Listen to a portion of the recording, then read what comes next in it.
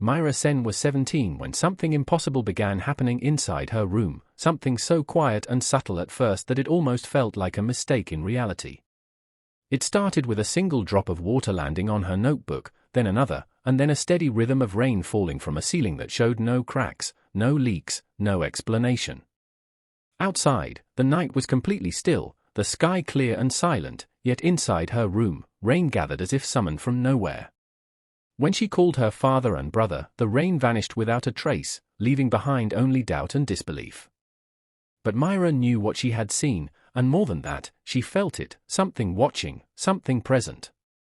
The nights that followed brought the same rain again and again, always at the exact same time, always confined only to her space, as if her room had become a boundary between two realities.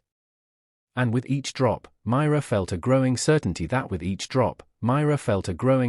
that this was not just a strange occurrence, it was the beginning of something that had been waiting far longer than she had been alive. As the days passed, the rain began to leave behind more than just fear, it left evidence. Mira noticed patterns forming in the aftermath, faint wet footprints where no one had walked, damp fingerprints appearing and fading on surfaces, and the strange sensation that the room itself was changing, subtly reshaping under the presence of something unseen. Sleep became impossible, and her thoughts grew sharper, more focused, almost consumed by the need to understand. When she finally shared everything with Tara and Kian, she expected hesitation, disbelief, maybe even distance, but instead, she found something far more unsettling, a belief. Together, they began tracing the past of the house, uncovering fragments of a story buried beneath decades of silence. And at the center of it was a name, Eliza Varela, a girl who had vanished without explanation.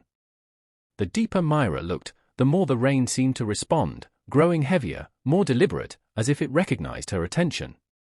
And when she discovered the small hidden door in the attic, marked with her mother's warning, Mira realized that whatever was happening now had already happened before. The attic became the place where curiosity overpowered fear, where Mira chose to step closer instead of turning away.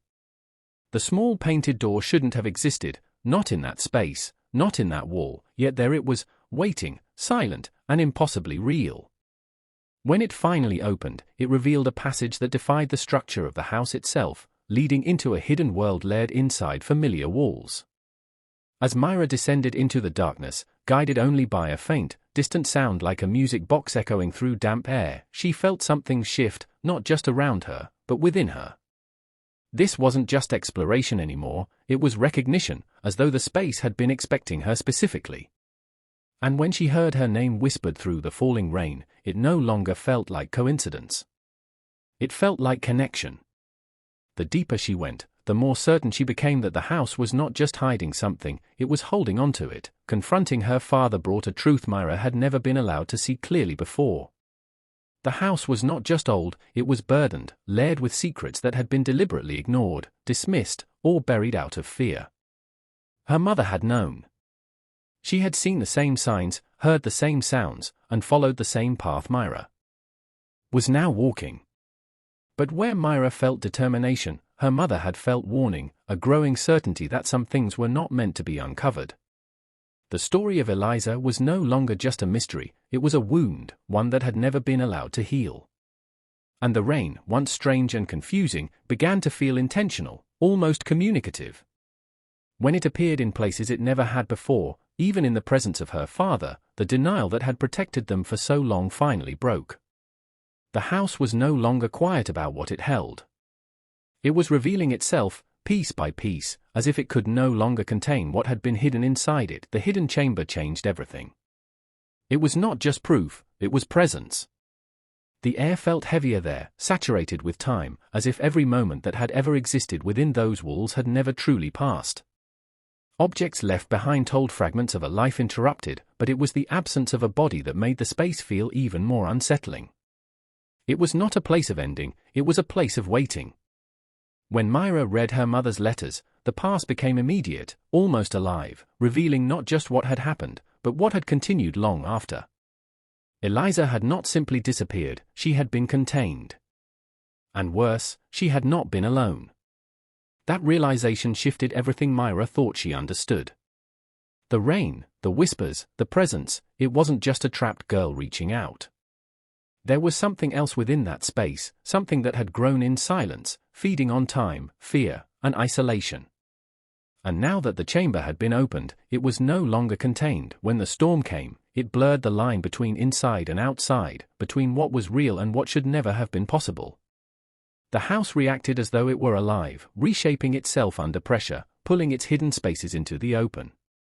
The rain, once confined to Mira's room, spread through every corner, turning the entire structure into something unstable, unpredictable, almost aware.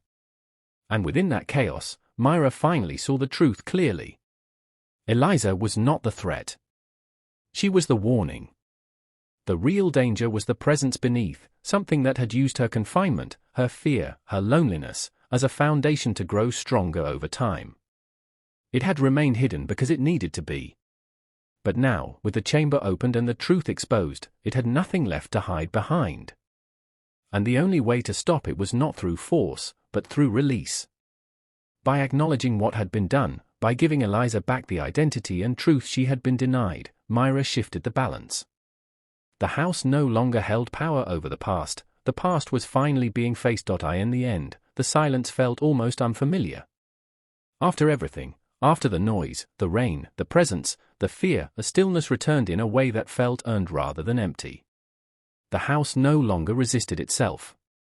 It no longer carried the weight of something unresolved. Eliza was gone, not lost, but released, and whatever had shared that space with her had been stripped of the power it once held. For Mira, the experience didn't fade, it settled. It became part of her understanding of the world, of how easily something can remain hidden when no one is willing to look closely enough. The house was repaired, life slowly returned to normal, but normal no longer meant the same thing it once had. And when Mira stood in her room again, at the exact time the rain used to fall, she felt something different, not fear, not tension, but clarity. The absence of rain wasn't just relief. It was closure.